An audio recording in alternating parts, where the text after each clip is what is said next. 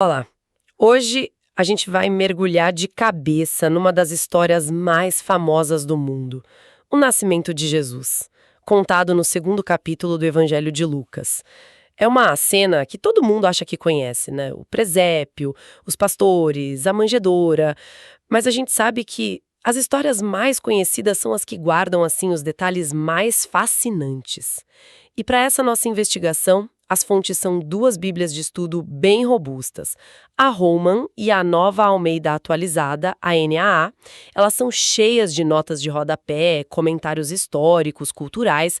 Então, a nossa ideia aqui é fuçar nos bastidores dessa história. A gente vai olhar o que está nas entrelinhas, sabe? Naquelas notas que a maioria das pessoas ignora, para ver o que a gente descobre de novo. A história já começa numa escala assim grandiosa. Lucas não abre com "era uma vez".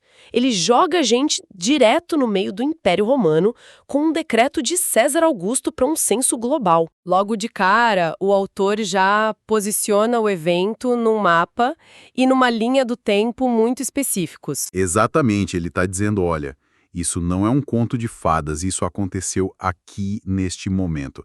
E o nome Augusto, como a nota da Holman lembra, significa exaltado ou venerável. Então você tem esse poder máximo, o homem mais exaltado do mundo, em Roma, assinando um papel. E esse ato, sem que ele saiba, vai colocar em movimento uma engrenagem que leva um casal pobre para uma cidadezinha específica na Judéia. A ironia cósmica já começa aí. E é nesse ponto que surge uma das primeiras dores de cabeça para os historiadores, certo? O texto diz que o censo aconteceu quando Cirênio, ou Quirino, era governador da Síria. Mas os registros históricos parecem colocar o governo dele um pouco depois da data que a gente costuma associar ao nascimento de Jesus. Como as bíblias de estudo lidam com esse aparente conflito? Elas mergulham de cabeça no debate. Não é uma questão simples de, Lucas errou. A nota da ANA, por exemplo, ela explora várias teorias. Uma é que o Cirênio pode ter tido um cargo administrativo anterior, uma espécie de missão especial para organizar esse censo, sabe? Ah, entendi. Antes de se tornar o governador oficial que a gente conhece dos registros. Outra possibilidade que a Holman também menciona é que a palavra grega para primeiro censo pode ser traduzida como o censo que ocorreu antes de Cirênio ser governador. E tem até a ideia de que um censo dessa magnitude levava anos, né, para ser concluído. Então ele pode ter começado antes e sido finalizado sob a gestão de Cirênio. Preocupado em ancorar o relato dele em fatos verificáveis para a audiência da época. Isso. Para a gente hoje parece uma nota de rodapé. Para a audiência original era o equivalente a dizer: isso aconteceu durante o governo X, no ano daquela reforma tributária que todo mundo lembra. Era um selo de realidade. E no meio dessa burocracia imperial, a câmera foca em José e Maria. Eles têm que sair de Nazaré e ir para Belém. E essa viagem, nossa, não era um passeio no parque. A nota da Holman calcula a distância em uns 145 quilômetros. 145 quilômetros. Dá para imaginar o que é isso para uma mulher no final da gravidez naquelas estradas. É uma imagem bem poderosa que a gente costuma pular. É uma imagem de vulnerabilidade total. E o motivo da viagem é a chave de tudo. Eles não vão para Belém por acaso. Vão porque José é da casa e da família de Davi e Belém era a cidade natal do grande rei de Israel. Certo. O decreto de um imperador pagão, que queria só contar e taxar seus súditos, acaba sendo um instrumento para cumprir uma antiga profecia hebraica de que o Messias nasceria em Belém. É uma teologia da história sendo escrita em tempo real. Certo. E aí eles chegam em Belém e vem a cena clássica. Não havia lugar para eles na estalagem. A imagem que a gente tem é quase de um gerente de hotel sem coração dizendo lotado, próximo. Mas as notas de estudo pintam um quadro bem diferente, não é? Completamente diferente. Isso muda toda a emoção da cena. A palavra grega original usada por Lucas é katalima. Em outros lugares, Lucas usa uma palavra diferente para uma estalagem comercial, um hotel. Katalima é mais bem traduzida como quarto de hóspedes ou alojamento. A nota da AAA sugere que eles provavelmente foram para casa de parentes. Ah, então a casa estava simplesmente lotada por causa do censo. Todo mundo da família que morava fora voltou para se registrar, faz todo sentido. Exato. Então não é uma história de rejeição comercial. de um casal sendo deixado na rua. É uma situação familiar. Olha, a casa está cheia, o quarto de hóspedes já tem gente, mas fiquem aqui com a gente na parte de baixo da casa. Nas casas mais simples daquela época, o andar de baixo era um espaço multifuncional, sabe? Onde a família vivia e, à noite, os animais podiam ser trazidos para dentro para proteção e calor. Então, a manjedoura... A manjedoura, o coxo de alimentar os animais, era simplesmente o berço mais prático e disponível naquele momento. Muda a cena de frieza para uma de acolhimento humilde e improvisado. Isso é fascinante. De repente, a história fica mais humana, mais real. E logo depois desse momento íntimo e familiar, a narrativa corta para uma cena totalmente diferente. Um campo aberto, à noite e pastores. E o primeiro anúncio do nascimento não vai para o palácio do rei Herodes ou para o templo em Jerusalém, mas para esses caras. Por que eles? A escolha é radical e cheia de significado. Como a nota da Roman aponta, os pastores estavam longe de ser a elite. Eram trabalhadores rudes, muitas vezes vistos com desconfiança. Eram marginalizados, de certa forma. Exato. Considerados ritualmente impuros porque não podiam seguir todas as regras de purificação. O trabalho deles os mantinham longe da sociedade. Então, ao escolher os pastores, o autor está passando uma mensagem. Uma mensagem poderosa, que é um tema central em todo o Evangelho de Lucas. As boas novas de Deus chegam primeiro para os que estão à margem, para os humildes, para os esquecidos pela sociedade. E a mensagem que o anjo traz é uma bomba teológica. Em uma frase, ele diz: Hoje vos nasceu na cidade de Davi o Salvador, que é Cristo, o Senhor. É muita informação numa frase só. Muita. As notas de estudo decompõem. Isso. Salvador era um título que os próprios imperadores romanos usavam. Cristo é a versão grega de Messias, o rei ungido esperado por Israel. E Senhor, Kyrios em grego, era o termo usado na tradução grega do Antigo Testamento para se referir ao próprio Deus.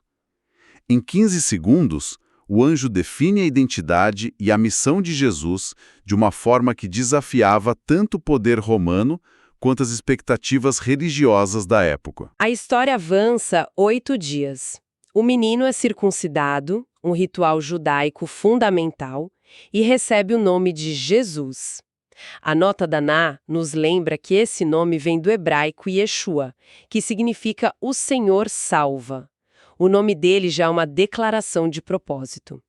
E então a família vai a Jerusalém, para o templo. Sim, para os rituais de purificação da mãe e de apresentação do primogênito. E aqui Lucas insere outro detalhe pequeno, mas, nossa, muito revelador. A oferta que eles levam: um par de rolas ou 2 pombinhos. Eu sempre li isso e nunca parei para pensar no significado. Pois é.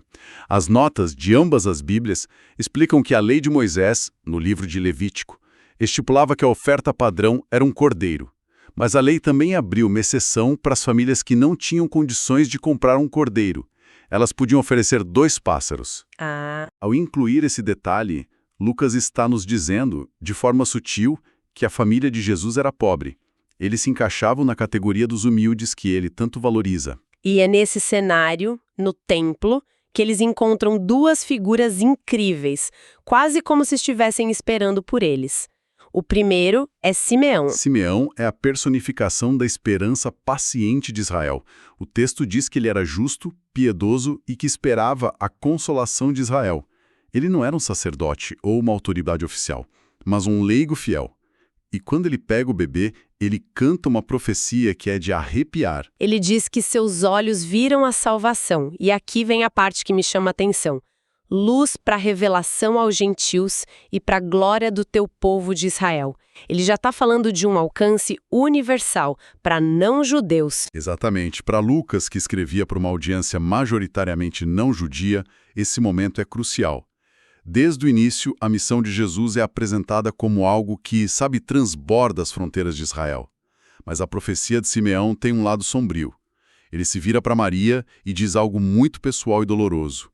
E uma espada traspassará a tua própria alma. Nossa, que peso! É um prenúncio brutal do sofrimento que ela passaria ao ver o destino do filho. É o momento de uma honestidade brutal no meio de tanta celebração. E logo depois dessa profecia pesada de Simeão, entra outra personagem, Ana. O que me chama a atenção é que Lucas faz questão de nos dar o currículo completo dela, né? A idade, o tempo de viuvez, que ela nunca saía do templo. Por que tantos detalhes sobre ela? Porque Ana é o complemento perfeito para Simeão. Juntos, eles formam um testemunho duplo, masculino e feminino, jovem, o bebê, e idoso, validando a importância daquele momento. Ela representa a fidelidade e a devoção de Israel. Enquanto Simeão esperava em silêncio, Ana vivia essa espera em constante oração e jejum. E a reação dela é diferente da de Simeão. Ele canta uma profecia, ela age. Ah, é verdade! O texto diz que ela dava graças a Deus e falava a respeito do menino a todos os que esperavam a redenção de Jerusalém. Ela se torna, efetivamente, a primeira evangelista, a primeira pessoa a sair e espalhar a notícia. E depois desse momento intenso no templo, a história dá uma acalmada. Por 12 anos. A próxima vez que a gente encontra Jesus, ele já não é mais um bebê em Jerusalém, mas um pré-adolescente voltando para lá. E a cena que se segue parece o pesadelo de qualquer pai ou mãe. É o clássico, onde está meu filho? Mas as notas ajudam a gente a entender como isso pôde acontecer. As caravanas de peregrinos para as festas em Jerusalém eram enormes. Viajavam em grupo, né? Em grandes grupos comunitários. Homens costumavam ir num grupo, mulheres em outro, e as crianças, corriam entre os grupos. É totalmente plausível que Maria pensasse que Jesus estava com José e José pensasse que ele estava com Maria. E eles só percebem no final do dia. Um dia inteiro de viagem, o pânico deve ter sido gigantesco. Eles levam 3 dias para encontrá-lo. 3 dias. Um detalhe que muitos veem como um prenúncio dos 3 dias que ele passaria no túmulo mais tarde. E quando o encontram, o local é o mais inesperado possível. Ele não estava perdido no mercado ou brincando com outras crianças. Ele estava no templo, assentado no meio dos doutores, ouvindo-os e interrogando-os. E o texto diz que todos ficavam maravilhados com a inteligência e as respostas dele. Ele não estava só aprendendo, ele estava participando do debate com os maiores teólogos da nação, aos 12 anos. E o diálogo que se segue é o clímax de todo o capítulo. Maria, misturando alívio e repreensão, pergunta: Filho, por que fizeste assim conosco? Teu pai e eu, aflitos, te procurávamos. É uma pergunta de mãe, totalmente compreensível. E a resposta de Jesus são as primeiras palavras dele registradas por Lucas.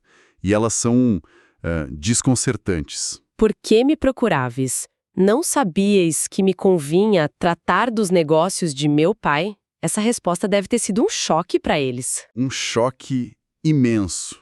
Como a nota da Nayá destaca, essa é a primeira vez que Jesus articula sua consciência de uma filiação divina única.